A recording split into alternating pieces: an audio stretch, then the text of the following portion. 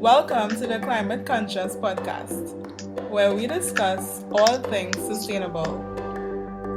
I'm your host, Javal Bazi, and today I have the pleasure of chatting with Dr. Keston Perry. Hi, Dr. Perry. Welcome to the show. Hi, how are you doing? I'm good. How is life treating you over in the UK? Things here are tense, but they're okay. Especially with the weather improving over the last, couple weeks or so. But yeah, things here are good. Dr. Keston Perry is a political economist and lecturer in economics at the University of the West of England, Bristol, where he teaches undergraduate and postgraduate courses. His research addresses industrial policy, ecological economics and climate policy, and global finance, especially in resource-wealthy developing countries. His work is published at popular media outlets like The Guardian UK, Al Jazeera, The Nation, Tribune Magazine, Open Democracy and Nature, and in a number of academic journals. So, Dr. Perry, as we speak, the world is undergoing some major disruption. We're facing three crises: the COVID-19 pandemic, shrinking economies, as well as the climate crisis. So these three factors touch every region of the globe, but we see different approaches being taken to address them. So for example, in the UK, there's talk of pursuing a green recovery, while over in the US, they appear to be trying to maintain the status quo. We also hear a lot of talk about the new normal. So what is your view on this new normal? I think it's a very, very complicated time economically for countries, both in the advanced, what is called advanced industrialized countries, the UK and the US, which have shown their serious limitations in addressing the COVID-19 pandemic. So it brings that idea of being advanced into serious question. In the UK, it's as many as 60,000 people have died from the disease, and in the US, I think it's more than 110,000 people who have now died. People of color, people of ethnic minorities, and black people are disproportionately affected. So we're seeing the sort of logics and ideas of the last 50 years or so being turned literally on its head before our eyes, and showing that economic wealth is not a determinant of how you address issues such as inequality, issues such as global health crises, and so on. So we are in a very interesting time, but are also very precarious time as countries that depend on natural resources. This was the subject of a talk I gave last week. Countries like Trinidad and Tobago, Suriname, Guyana, and so on, that depend on natural resources, do not face a very certain future, as we are not sure how, the global energy demand has decreased by about 8%, which is the entire energy demand of India over the past 2 or 3 months or so. And as a result, countries that export these commodities are hugely affected to a great degree, and that includes Trinidad and Tobago and a number of Caribbean countries. Many of the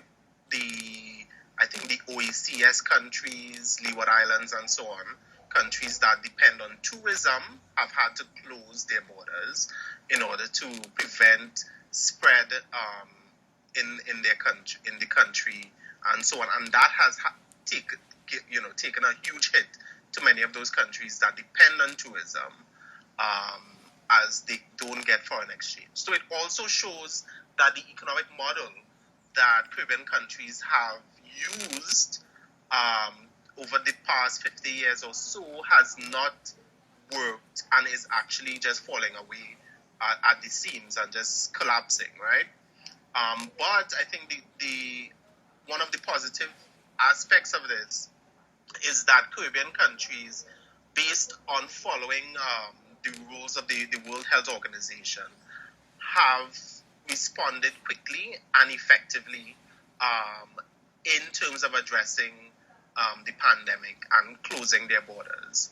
The challenge, though, is that the high levels of wealth inequality and social inequality in the region, if they had not done that, would have we might have been in a similar situation as Latin American countries right now, which have a high level of wealth inequality and are now reeling in the face of COVID-19. So while the pandemic can be seen as a great equalizer in terms of its human and economic impact, as we see where even the advanced economies have been struggling to cope, one of the defining characteristics of climate change is the way that it intensifies inequalities.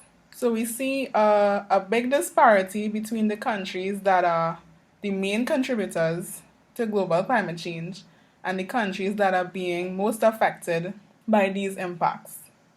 Right within the region, small island developing states can expect to see more frequent and more intense hurricanes. And even the island of Kiribati is losing its landmass to the sea. How can we address this as a global community? You do point out a number of serious concerns with respect to climate change, and we're now in the Atlantic hurricane season, where countries, low-income countries, and countries that are exposed through their specific their specific type of ecosystem, their insular nature, and so on, are going to face huge challenges with respect to climate change. I mean, a study I think that was done by the World Bank showed, for instance, before Hurricane Dorian hit the Bahamas last year, which has caused about $3.4 billion in damages and loss to the Bahamas. Before Hurricane Dorian hit, it has been the worst particular hurricane to hit the Bahamas ever, and it has shown that at least since 2017, the early 2000s, when we had Hurricane Ivan and so on, it has caused upward of 35 million dollars on average across the Caribbean region per year. So that is a huge fallout from the increased activity of hurricanes, which has been shown recently from a recent research is actually directly linked to the climate crisis. The challenge, though, between, and I think we have to make this distinction, countries that are industrialized countries like the United States, the UK, Western European countries, and so on, are able to isolate the impacts of climate change. Although they are affected, they are able to isolate the impacts, and because of the ability, the resources at their disposal, they're able to address them in terms of recovery in a quicker manner than, say, countries of the Caribbean. And this is because of size, it's because of level of development, and so on. The countries that are hit in the Caribbean, small island states, you mentioned Kiribati, Maldives, etc., when they're hit by major hurricanes or cyclones, which is called in the Pacific Ocean, they are not able to isolate the effects. And the other aspect of it is that the level of environmental injustice and climate injustice, which refers to the fact that small island states and lower income countries have not contributed to the threat of climate change as much as larger industrialized nations. For instance, Haiti has produced less than 0.01% of greenhouse gas emissions. But Haiti, every year there is the Atlantic hurricane season. Haiti is hit at least once, and there is an environmental disaster in Haiti at least once or several times in a single year. So you have to sort of think about, okay, what the unevenness of climate change and the climate crisis is stark, and what do we do about it?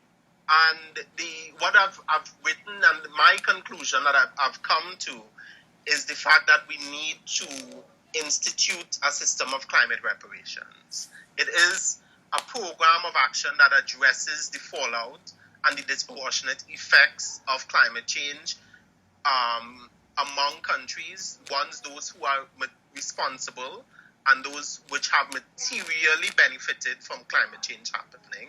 So countries in the West, the United States, Europe, and so on, those countries, their elites, their multinational corporations, and so on, have all benefited materially from climate change, in the sense that they have been responsible for the extraction of resources, the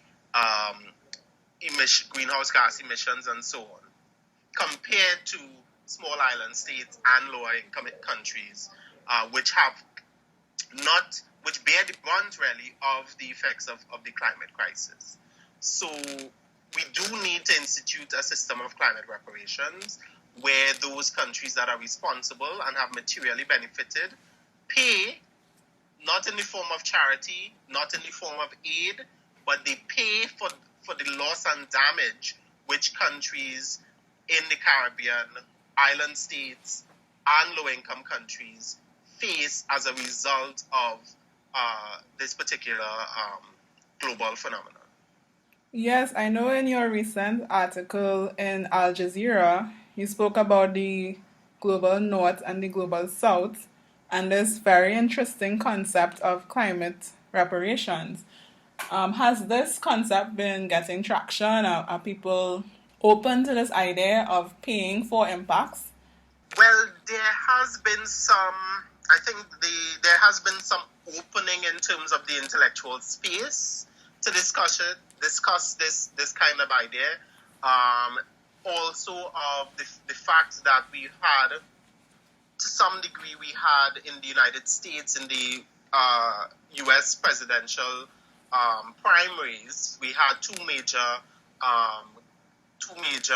candidates. That's Bernie Sanders and Elizabeth Warren, who are to the left of the Democratic Party and have been able to raise the climate crisis as the major threat, what they call the most important security threat to the United States, for instance. And in the UK, the election of Jeremy Corbyn in 2015 and the movement around him to address the climate crisis, there have been a number of climate strikes in Western Europe and around the world earlier this year and last year, and that has opened up the space for discussion.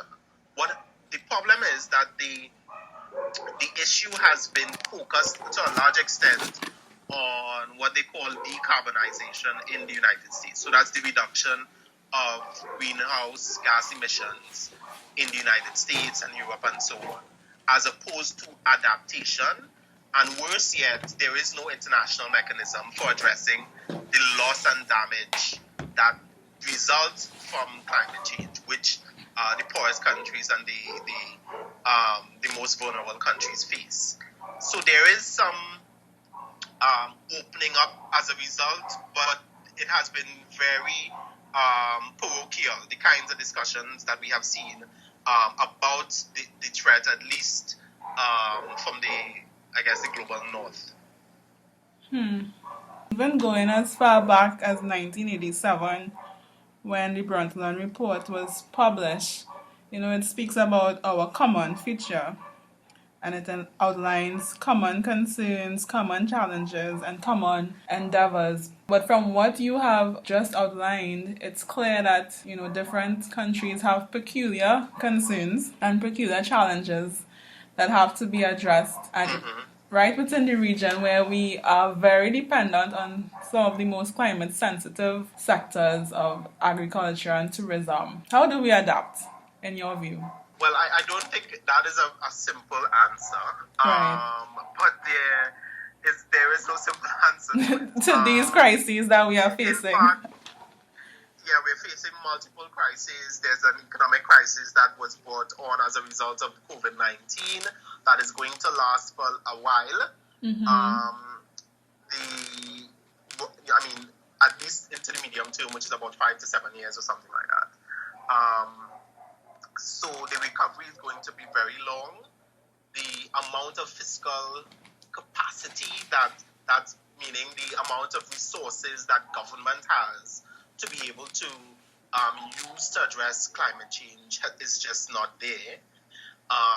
And so budgets and so on, that budgets will now be very constrained to be able to, specifically address climate change. There's some research that shows that you can address climate change and developmental concerns and needs all at the same time. I am skeptical of that research because it just does not consider how different sectors in the economy, who are the major players and how much power they have to influence policy and to influence budgetary priorities and commitments and so on. And that determines how monies get spent in an economy and in a country. It's who has the power to influence government helps direct those funds and determine how those funds get used. And a major concern in, at least I could speak about the case of Trinidad and Tobago, is that the oil and gas sector and the financial sector now more than anything have a lot of power over some of the priorities of the state and the government. And it is why, to a large extent, we have not been able to see major traction or movement on climate change because the oil and gas sector make up at least 60% of government revenues and foreign exchange earnings. So it is difficult in the case of Trinidad and Tobago. Smaller islands in the Eastern Caribbean as well just do not have, many of them are hugely indebted. So we are in a situation where they have, 60% of gross domestic product is external debt, and a lot of their funds have to go towards paying interest on that debt, to creditors and so on. And so they don't have any money remaining to address climate concerns. And so they have to really depend on the international community for aid, which, because of the high level of, GDP per capita, they're unable to access. Caribbean countries have also been, during this current crisis, have been clamoring and pleading with international organizations like the World Bank, IMF, and creditors for them to get some sort of debt relief or to suspend payments of interest on debt and so on, and they have not been successful, largely because they are still seen as rich countries. So we are in a quagmire, we're in a huge dilemma and predicament where we do not have the funds to address it in a really systematic way. And it is my view that those funds should not come from funds that can go towards education, healthcare, and so on. In that way, it should come from the international community. And that is the case I make for reparations be paid for climate injustice. And it is because we're tied up with debt, we're tied up with the level of development that the countries already have that disqualify them for aid and so on. So it is just really, really a complex scenario that we need to find a way to join together and disentangle ourselves from. Yes, it's quite complex and quite overwhelming. And you made a point earlier that the established economic models are collapsing in the face of these crises. But if we are looking to the more developed nations to engage in climate reparations, they may counter that their economies are also struggling at this time. What would you say to that? Yes, they are. I mean, much of that is very much. It is not. I am empathetic, especially to the most vulnerable people in these societies, and people who are people of color and The minorities, most yeah. vulnerable people in terms of age and so on, who are facing the fallout from COVID-19, the health fallout, loss of family members and so on. I think we need to be frank about what is going on. The system has been created, the international economy has been created in such a way that marginalizes poorer countries, and they have to depend on either one or two or a few set of commodities to export. When we have an external shock like we have with COVID-19, we realize that a lot of those you cannot export, you cannot bring in tourists, you don't get foreign exchange earnings, and that is not because only because of the doing of those countries, but because of how the international system that was set up after the Second World War that privileges a few countries above the rest. And we have to be very, very frank and honest about that. And that leads us, when we are able to analyze it in that way, we have to arrive at a solution that says that these countries, regardless of their difficulties, they have to come up to the plate. They have to stand up and pay for the damage and the harm that they have created. And we see globally that the issue of privilege is being challenged. But right now we are in a zone of recovery and resilience. Any thoughts on how we shape that resilience and that recovery? I know the UK is very much into a green recovery. How do you see that unfolding? So I am interested in seeing us move towards a more equitable and a more, better, a prosperous system and future. But the Green New Deal idea and a green recovery idea, they fall down. There are many shortcomings with those ideas. And these are ideas that emanate from Western countries, emanate from United States, Europe, and so on. The existing systems, right? Exactly. It is crafted within that system, but it is also totally at the exclusion of other countries that wish to want to craft and determine their own futures. I mean, saying that you're going to completely disengage from fossil fuels, in which the majority of countries that export fossil fuels are actually lower income countries, they're developing countries. Doing that at a rapid rate means that there's going to be massive fallout in terms of massive increase in poverty in countries, middle income countries that cannot afford it. And you're going to have a major disruption and dislocation of people's, and that is going to possibly result in a refugee type crisis situation. So in addition to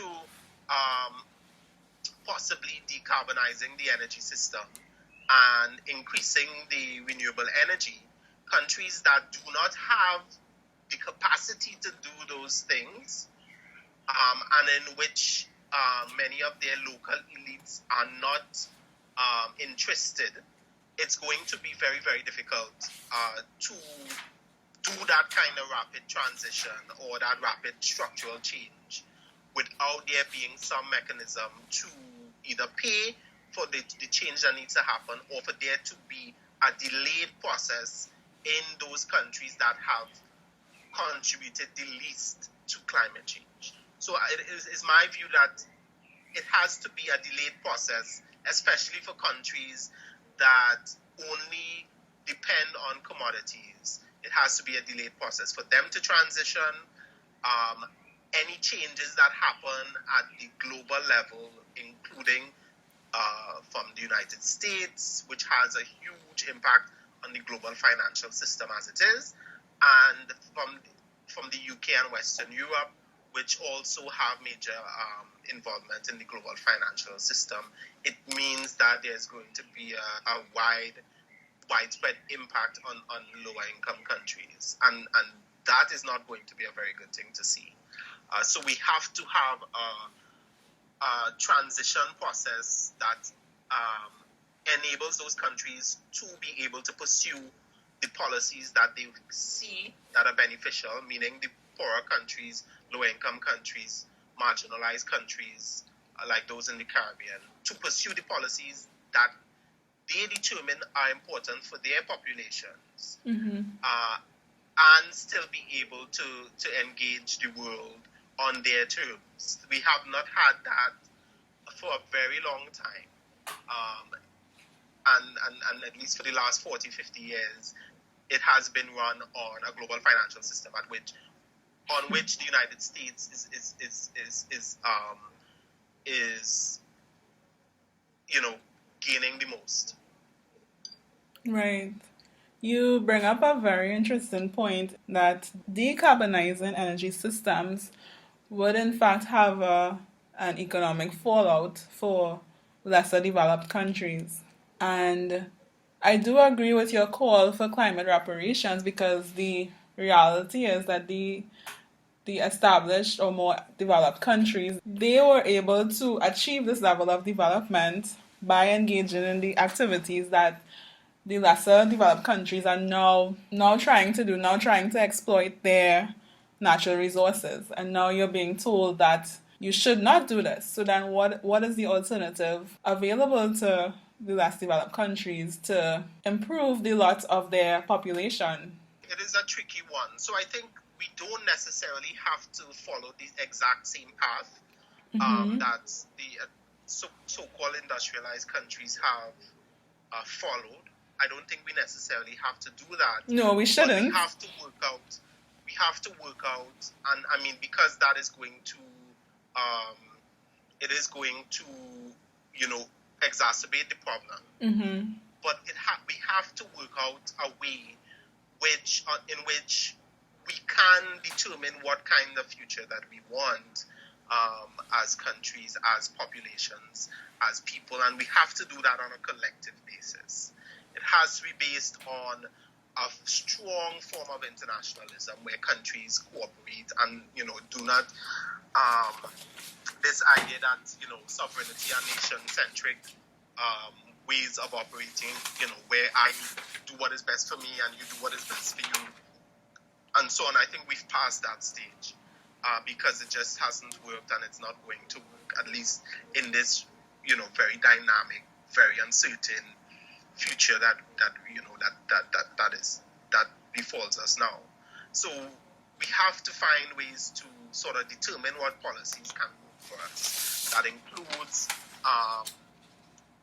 increasing renewable energy use, but it has to be, based on a fairer system, and based on a system where, a financial system that does not extract resources from our countries, but works towards, us achieving our goals and meeting the basic needs of our populations. We haven't arrived at that as yet, and I hope that discussions that are happening either in CARICOM, that are happening in different United Nations organizations, can be better geared towards those things, and not only the major power players and major powers, who determine the kind of system we live in. Yes, we have been seeing a rise in nationalism. But I think even more than that, it needs to be based on the premise of justice. And it has to be that justice has to be climate justice, environmental justice, economic justice. It has to be based on how countries can help chart the way forward for them, for them based on some level of equity or equality, rather than everybody's doing it for themselves and to help with everybody else. Right. It is going to be a huge problem if that is the manner in which things are going forward. I mean, people see Trump and Brexit as the main drivers of this, but they're not. These things were it has been encrusted in the economic system that countries have crafted and developed designed over the last 30, 40 years.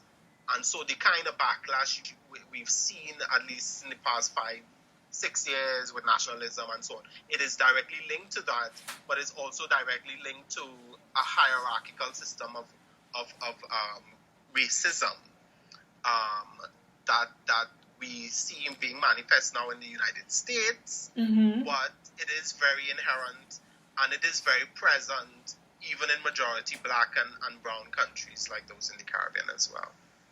So are you optimistic that these systems can be disbanded going forward? I don't know if I'm optimistic, but I am hoping that we start those conversations, and I'm hoping that we start crafting the institutions, whether they be at the community level, which I think is probably the area that is least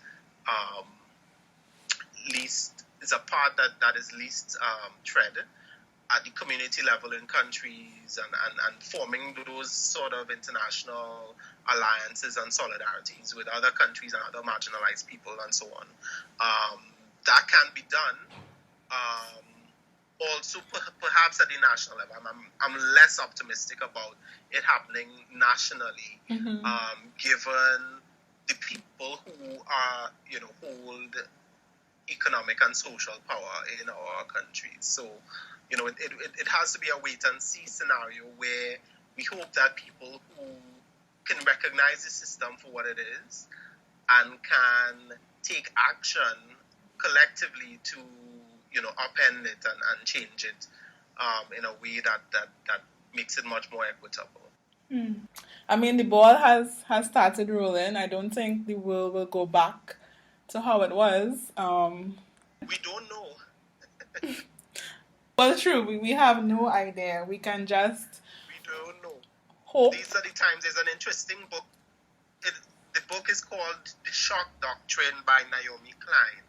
And she points out that in times of crises, people with the most power, can manipulate things in such a way that they benefit the most. And she calls it, I think she's been calling it the COVID-19 shock, or the COVID capitalism, it's been called as well, where, it is not guaranteed that it's going to change the system, especially if those power structures were entrenched for a long period of time.